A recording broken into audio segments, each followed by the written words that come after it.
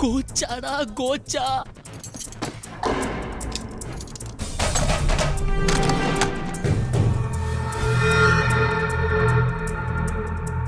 ഇതുവരെ മാർക്കറ്റിൽ വരാത്ത ഡയമണ്ട്.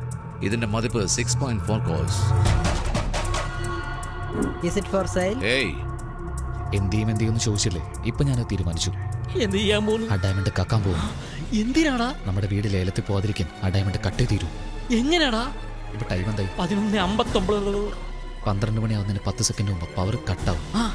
12 മണിയായി പവർ വരുമ്പോ ആ ഡയമണ്ട് എനിക്ക് സെറ്റ് ആവും. സൂപ്പറാ.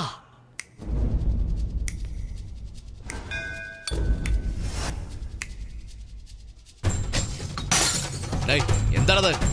ഷാമ്പയിൻ ബോട്ടിൽ താഴെട്ടോടാ പന്നി.